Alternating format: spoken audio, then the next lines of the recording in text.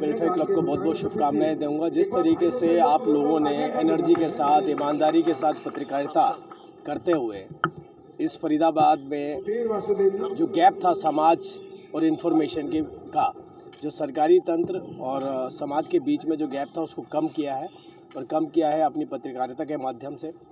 बहुत बहुत शुभकामनाएं हैं। और आज बड़ा अच्छा लगता है कि जिसमें परिपक्व पत्रकार जिनका बड़ा लंबा तजुर्बा है और उसके साथ साथ वो युवा बच्चे जिन्होंने अभी पत्रकारिता में कदम रखा है, इन दोनों को सिंक करके किस तरीके से टेक्नोलॉजी और हमारी जो जिसे कहा जा सकता है कि एक टाइप से पुरानी पत्रकारिता थी, उसको एक साथ लेकर के जो चल रहे हैं, वो अपने आप में एक बड़ी उपलब्धि है। अब डिजिटल मीडिया के माध्यम से, प्रिंट के माध्यम से, इलेक्ट्रॉनिक मीडिया के माध्यम से सभी लोग इसके अंदर सम्मिलित हैं, सभी लोगों का अपना अपना योगदान है।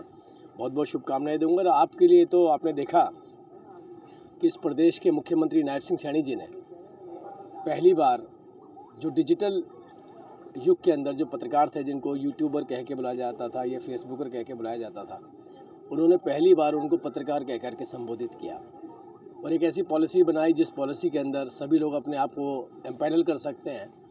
एम्पैनल के बाद जो रिसोर्सेज सरकार के पास होते हैं पत्रकारों के लिए वो भी आप तक पहुँचे। ये भी सरकार की एक बड़ा कदम है। और नायब सिंह सैनी जी ने ख़ास तौर पे इस बात को रखा कि मैं अपनी गाड़ी के अंदर भी बैठ कर के यूट्यूब चैनल देखता हूँ, क्योंकि इतनी अच्छी और जल्दी इन्फॉर्मेशन अगर कहीं किसी माध्यम से पहुँच सकती है तो मुझे लगता है वो ऐसा ही डिजिटल प्लेटफॉर्म होता है जिसमें इमीडिएटली हमारे पास वो इन्फॉर्मेशन आती है, जिस इन्फॉर्मेशन के लिए कई बार हमारे को 12 घंटे वेट करना पड़ता है नेक्स्ट डे का।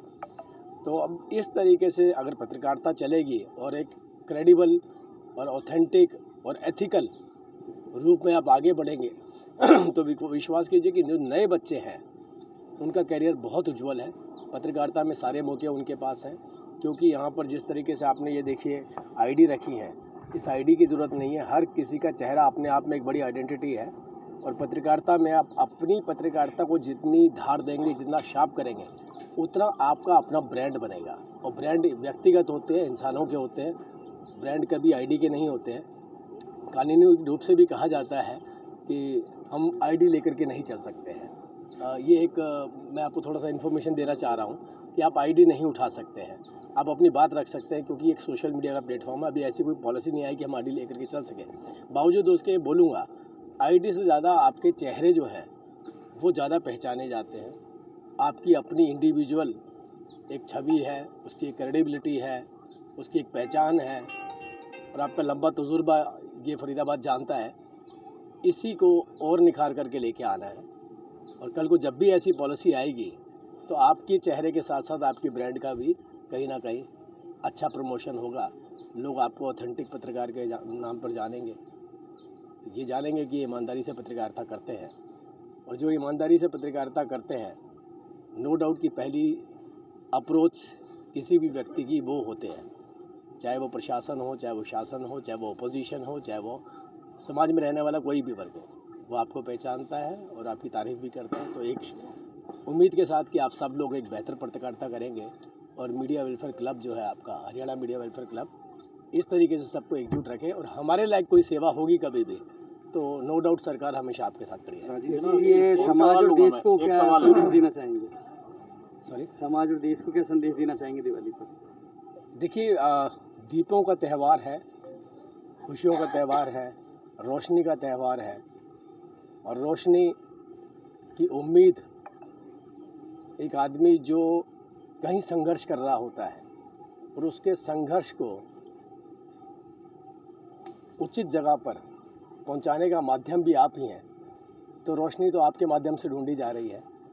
तो अगर आप इस समाज को रोशन करेंगे और सब लोगों के घरों में खुशियां होंगी तो दीप अपने आप जलने शुरू हो जाएंगे। तो मैं यही कहूँगा कि फिर से घूम फिर के सारी रिस्पॉन्सिबिलिटी ये हमारी जो जर्नलिज्म है, ये जर्नलिस्ट हैं उसके ऊपर आ जाती है।